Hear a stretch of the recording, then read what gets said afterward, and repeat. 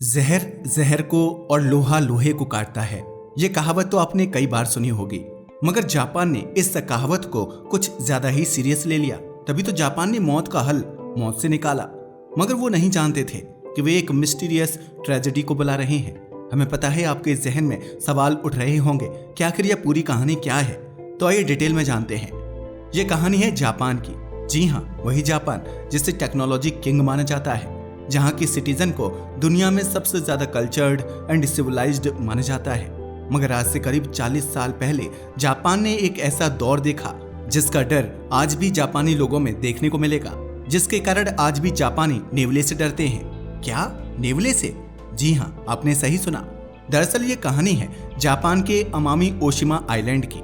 अमामी ओशिमा island की बात की जाए तो ये एक लश पीसफुल आइलैंड है, मगर इसकी सुंदरता के पीछे एक आतंक छुपा हुआ था जिसका नाम था हाबू सांप। इसका आतंक कितना होगा, इसका अंदाजा आप इस बात से लगा सकते हो कि एक दौर में लगभग हर खेत में ये पॉइजनस प्रेडेटर था जो अंधेरे में छुपकर घात लगाता था, जिसकी वजह से किसान इसके आतंक से सहमे रहते थे, क्योंकि उस वक्त इसका ना कोई इलाज था ना ही कोई सुरक्षा। समस्या इतनी विकराल हो गई कि जापान ने एक अनएक्सपेक्टेड सॉल्यूशन के बारे में सोचा कि क्यों ना जहर को जहर से काटा जाए। और सांप का सबसे बड़ा जहर होता है नेवला, क्योंकि यह तो आप जानते ही हैं कि सांप और नेवले जन्मजात दुश्मन होते हैं। इनफैक्ट ये हमारी धरती पर मौजूद सभी जीवों में सबसे पॉपुलर दुश्मन है। वैसे भले ही ये दोनों आपस में दुश्मन हो, लेकिन ये दोनों ही हमारे किसानों के दोस्त होते हैं, क्योंकि नेवले फसलों को नुकसान पहुंचाने वाले जीव जैसे कि चूहों को बड़ी संख्या में मार डालते हैं, मगर नेवला होता है सर्वाहारी। ये दूसरे जीव जंतुओं को तो खाता ही है, साथ ही खुद किसानों की फसल का भी सफाया कर देता है। इनफैक्ट फलों वाले पेड़ तो नेवले के लगातार हमले से पूरी तरह से सूख जाते हैं। अब अगर बात की जाए स्नेक की, वेल इसके बारे में तो आप जानते ही हैं। यह प्योर मांसाहारी जीव है जो खेतों में पल रहे जीवों को तो खाता ही है, साथ ही खेत में काम करने वाले मालिक यानी किसानों को भी डस लेता है।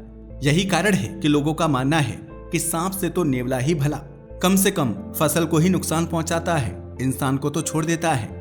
ऐसा ही कुछ जापान में भी सोचा गया। जब वहां सांप का आतंक बढ़ गया तो उन्होंने भी नेवले के बारे में सोचा। दरअसल जापान को उम्मीद थी कि वे हाबू सांपों का खात्मा कर देंगे, लेकिन प्रकृति से छेड़छाड़ के नतीजे हमेशा सरल नहीं होते, जो जापान में भी हुआ। 1980 के दशक में इस प्रॉब्लम से निपटने के लिए जापान ने भारत और आसपास के देशों से नेवलों को मंगवाना शुरू कर दिया। वैसे किसी जीव को दूसरे देश या कॉन्टिनेंट से मंगवाने में कोई शॉकिंग बात नहीं है और न ही इसमें कुछ भी नया है। सदियों से ऐसा होता आया है और आज भी ऐसा हो रहा है, जिसका जीता जागता एग्जाम्पल हमारा भारत है। भारत ने भी चीता को दूसरे देश से मंगवाया है, क्योंकि यह एक फ्लैगशिप स्पीशीज है जिस पर काफी हद तक पूरा फॉरेस्ट डिपेंड करता है। हालांकि नेवलों के साथ तो ऐसा कुछ भी नहीं है, लेकिन फिर भी सांपों से छुटकारा पाने के लिए जापान ने यह शॉकिंग कदम उठाया, क्योंकि जापान के कई इलाकों में यह सांप जापान के लिए बड़ी मुसीबत बना हुआ था। अगर इस हाबू सांप की बात की जाए तो ये बेहद जहरीला होता है, बट एग्रीकल्चर और पशुपालन वाले इलाकों में रहना पसंद करता है। जापान में इसकी संख्या बेहद ज्यादा बढ़ गई थी, जिसकी वजह से बहुत सारे जापानी इसका शिकार बन चुके थे। और साथ ही यह काफी पुरानी बात है, इसलिए सांप के जहर काटने की कोई भी दवाई दुनिया के पास नहीं थी। हाबू सांप ने जापान में कितना आतंक मचाया था, इसका अंदाजा आप इस बात से लगा सकते हो कि 1980 के दशक में हाबू सांप के काटने से जापान के इस द्वीप पर हजारों किसानों की जान चली गई थी। और यह तो आप भी जानते हैं कि जापान की पॉपुलेशन कितनी कम है। इनफैक्ट हालात इतने खराब हो गए थे कि सांप की डर की वजह से किसान अपनी खेती छोड़कर शहरों की तरफ पलायन करने लगे थे। यही वजह थी कि जापान ने इसका परमानेंट सॉल्यूशन ढूंढने की सोची, और तब उनके सामने नेवले का ऑप्शन आया। मगर समस्या यह थी कि जापान में प्राकृतिक रूप से नेवले नहीं पाए जाते हैं, इसलिए भारत, पाकिस्तान, बांग्लादेश जैसे देशों से इन्हें मंगवाया गया और हाबू स्नेक की अधिकता वाले इलाकों में नेवले छोड़ दिए गए। नेवले बहुत ही ज्यादा फुर्तीले होते हैं, इसी वजह से सांप उनसे बच नहीं पाते, और साथ ही इनके अंदर पॉइजन रेजिस्टेंस भी पाई जाती है, जो हाबू के जहर को पूरी तरह बेअसर कर देती है। हाबू सांप कोबरा की फैमिली से बिलोंग करता है, यानी इनमें भी वही जहर होता है जो कोबरा में होता है। इसलिए अगर हाबू सांप नेवले को काट भी ले तो भी उसे कुछ नहीं होगा और वह हाबू सांप को मार डालेगा। साथ ही नेवले की तीसरी बड़ी क्वालिटी यह होती है कि यह न केवल सांप को अपना फूड बनाने के लिए हमला करता है, बल्कि इन्हें सांपों को मारना भी पसंद है। यही वजह थी कि अब जापान को इस सांप का सक्सेसफुल सॉल्यूशन मिल गया था। मगर अब सवाल यह है कि क्या जापानियों ने यह सही फैसला किया था? क्या नेवला उनकी उम्मीदों पर खरा उतरने वाला था? जापान अपनी इस योजना में थोड़ा कामयाब रहा, मगर पूरी तरह नहीं। पता है क्यों? क्योंकि हाबू सांप एक नॉकटर्नल स्नेक है। नॉकटर्नल की बात की जाए तो यह वैसे जीव होते हैं जो केवल रात को ही अपने शिकार पर निकलते हैं, मगर दूसरी ओर नेवले केवल दिन में ही शिकार करते हैं और रात को सो जाते हैं। यही वजह थी कि ऐसी स्थिति में नेवलों का सांप से सामना हो ही नहीं पाता था।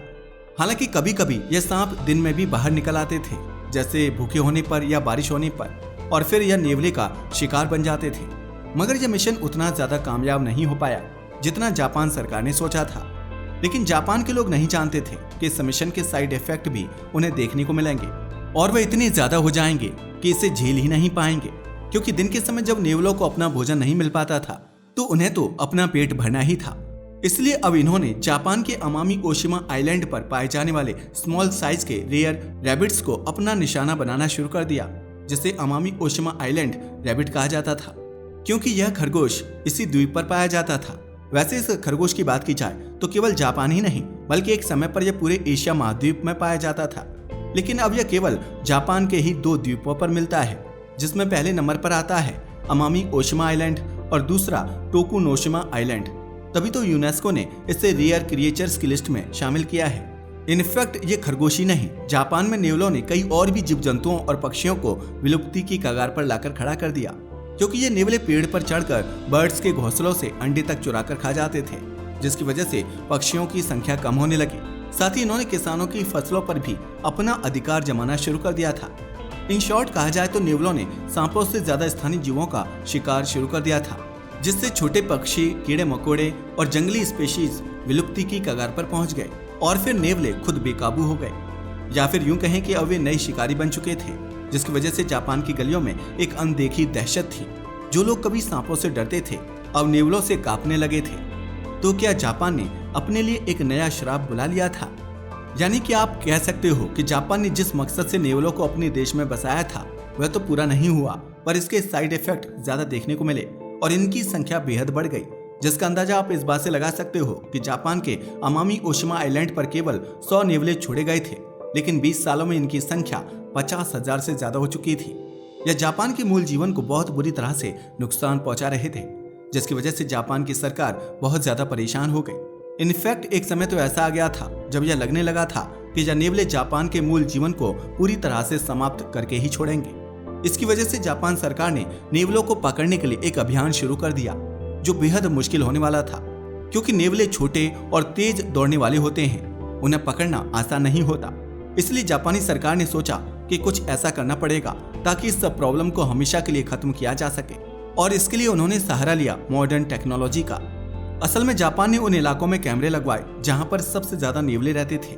सबसे पहले इन कैमरों से नेवलों की आदतों को समझा गया कि वे किस समय पर किस रास्ते से सबसे ज्यादा बाहर निकलते हैं, और फिर नेवलों को पकड़ने वाले स्पेशल पिंजरे लगाए गए। साथ ही जहां पर नेवलों की आबादी बहुत ज्यादा बढ़ गई थी वहां उनकी कुछ पसंदीदा भोजन में जहर डालकर रखा गया ताकि उसे खाकर वे मर जाएं। इसके अलावा कुछ कुत्तों को भी इस काम में शामिल किया गया जो नेवलों को खोजने के लिए ट्रेंड थे। ये कुत्ते अपनी सूंघने की शक्ति का इस्तेमाल करके इंसानों को इन नेवलों के ठिकानों तक पहुंचा देते थे, और फिर नेवलों की सफाई का कैंपेन शुरू हुआ। हर साल हजारों नेवले पकड़े जाने लगे और आखिरकार 18 सालों के अंदर जापान ने नेवलों को अपने देश से समाप्त कर दिया। अब जापान के अमामी ओशिमा आइलैंड पर एक भी नेवला मौजूद नहीं था। 2018 तक सब क्लियर हो गया था। हालांकि अब सारे नेवले खत्म हो चुके हैं, मगर जापान ने नेवलों की वजह से जो आतंक झेला है उनका डर आज भी उनके मन में बना हुआ है। इसके बाद में जापान सरकार ने हाबू सांपों को पकड़ने के लिए कैंपेन चलाया और कुछ एरियाज में उन्हें पकड़ने पर इनाम देना शुरू किया। साथ ही लोगों को जागरूक किया गया और हाबू के जहर से निपटने के लिए एंटी वेनम भी बनाया गया। हालांकि जापान में आज भी हाबू सांप मौजूद है, लेकिन इसका पहले जैसा आतंक नहीं है। Scientific measures, government efforts and public awareness से इस समस्या को काफी हद तक नियंत्रित कर लिया गया है। तो देखा आपने प्रकृति कितनी ज्यादा शक्तिशाली है। इससे साफ होता है कि इंसान कितना भी बुद्धिमान क्यों ना हो, प्रकृति के मामले में दखल अंदाजी करना हमेशा मुसीबत का स्रोत होता है, क्योंकि प्रकृति जानती थी कि जापान नेवलों के लिए नहीं बना है। यही वजह थी कि वहां प्राकृतिक रूप से नेवले नहीं मिलते, मगर जापान ने प्रकृति के फैसले को बदलने की कोशिश की और फिर क्या हुआ वह तो आप सभी ने देखा। वैसे आपका इसके बारे में क्या ख्याल है? अपनी राय हमें कमेंट करके जरूर बताइएगा। साथ ही अगर आपको हमारी वीडियो पसंद आए तो इसे लाइक करें और हमारे चैनल को सब्सक्राइब करें। धन्यवाद।